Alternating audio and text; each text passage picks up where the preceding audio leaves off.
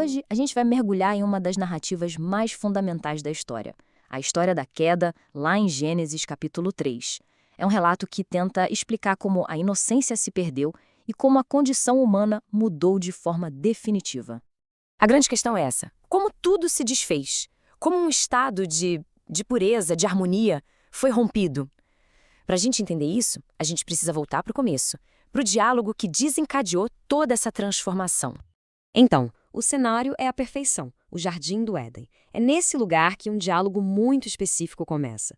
Um diálogo puxado pela criatura mais astuta de todas, a serpente. Olha que interessante a abordagem. A primeira fala da serpente não é uma afirmação, é uma pergunta. E não é qualquer pergunta. É uma que distorce a realidade, que exagera a proibição de Deus para, sutilmente, plantar a semente da dúvida. A mulher, por sua vez, responde corrigindo a serpente. Ela demonstra que conhecia a regra perfeitamente. A permissão era ampla, a proibição era única e a consequência era gravíssima. A morte era o preço da desobediência. E aqui a gente vê o confronto direto de narrativas. De um lado, o aviso claro de Deus sobre a morte. Do outro, a serpente contradizendo isso de forma categórica e ainda oferecendo uma promessa tentadora. Um novo tipo de visão, de conhecimento. Bom, a dúvida já estava no ar, a promessa já tinha sido feita. Agora a história caminha para um momento decisivo, o ponto de virada. O momento da escolha, em que a tentação vira de fato uma ação. A gente percebe que a transgressão acontece em etapas bem claras. Primeiro, a observação, o desejo. O fruto parecia bom e prometia sabedoria. Isso leva ao ato de pegar, depois de comer e um ponto crucial, de compartilhar. O ato não foi isolado. E então a promessa da serpente se cumpre, mas não do jeito que eles imaginavam. Os olhos realmente se abrem, mas não para uma divindade, e sim para a própria vulnerabilidade. A primeira coisa que essa nova consciência revela é a nudez, que gera um sentimento inédito, a vergonha. A partir daqui, o clima da história muda completamente. A paz do jardim é interrompida pelo som dos passos de Deus. E o casal, que antes andava com Deus, agora se esconde, apavorado. A primeira pergunta de Deus é muito significativa. Ele não pergunta o que você fez, mas onde está você? Não soa como uma acusação, e sim como a constatação de uma distância, de uma quebra de relacionamento. É aqui que o confronto começa. Na resposta do homem, surge uma emoção que até então era desconhecida: o medo.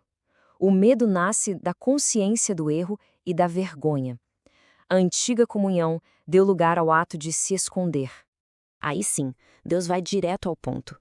A pergunta é direta, sem rodeios, e força uma confrontação com o ato em si. O foco agora é totalmente na desobediência. E é aqui que começa a transferência de culpa. O homem não assume a responsabilidade. Ele aponta o dedo para a mulher e, ao dizer que me deste, ele também aponta indiretamente para o próprio Deus. A culpa é sempre do outro. A mulher, quando questionada, segue exatamente o mesmo padrão. Ela joga a culpa na serpente. Ninguém assume a responsabilidade pela própria escolha. A culpa é transferida em cadeia. Com as culpas atribuídas, mesmo que indiretamente, chega o momento das consequências. Agora, o texto descreve as sentenças que foram dadas para cada um dos envolvidos. E as consequências são muito específicas. A serpente é amaldiçoada na sua própria natureza. A mulher vai sentir dor naquilo que seria sua maior alegria, a maternidade, e terá uma nova dinâmica de relacionamento. E o homem vai lutar contra a própria terra para sobreviver, um trabalho penoso até o fim da vida. As sentenças foram dadas, mas a história ainda tem um último ato.